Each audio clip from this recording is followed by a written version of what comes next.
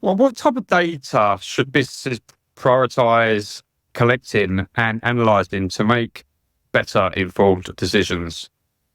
That's a good question. So there's a guy named Stan Ruck who said in the 21st century, the database is the marketplace. Data analytics obviously should be used for market-facing decisions like new products, target markets, etc. But that's what everyone thinks of. How do we leverage consumer data to innovate, to drive narrow geographic spread, different delivery mechanisms, etc. But data are also critical for protecting a company's global technology. They're all protecting their own data. You need data to protect your data, and they can look for the ways in and ways out of their digital ecosystem to support expansion and operational transformation and ultimately financial success. There's areas like business resilience, like we talked about, recovery, even ensuring compliance. And on the upside, data is fantastic to drive innovation. Using a process-oriented and data-focused approach to operational execution gives you some data that will help you support what is your next greatest innovation going to be. Mm-hmm.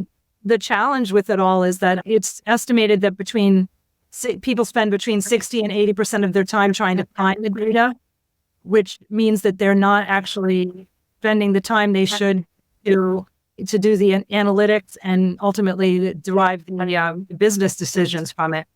If you're not going to use the data to make decisions, it's like a famous Jim Barksdale saying, you might have heard, if we have data, let's look at the data. But if all we have is opinion, let's just go with mine.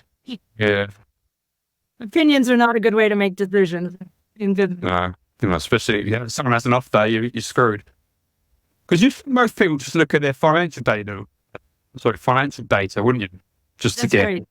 But obviously, there's a lot more. Obviously, now you've got so many different. Obviously, you've got every different function in the business has data now, so you've got to look at all them aspects, haven't you? Yeah, you do. And even partnering with your audit area, which most people aren't great friends with their audit team, but I've been able to make friends with them and bring them in up front almost as a consultant when I'm doing projects to say, hey, on the back end, what things are you going to be measuring from an audit perspective so that I can anticipate those? And one of the things that you might find is that an audit will say, we're going to measure X, Y, and Z. But then when you compare that to an entire business process, there may be measurements that are missing. Even though those measurements that you're tracking with your operational metric, your KPIs that audit is validating are accurate, you may be missing things as technology and business evolves. That's why it's, again, important to go back and keep revisiting metrics. I'll give you an example. Let's say asset management. Companies buy computers and they have to track who has the computers and when they are supposed to get updates and all of that. And it's a big effort. You could say that if you look at the process end of something like that, you'll probably realize that there are some metrics and data that you're missing when you look at the end process rather than one-on-one with audit.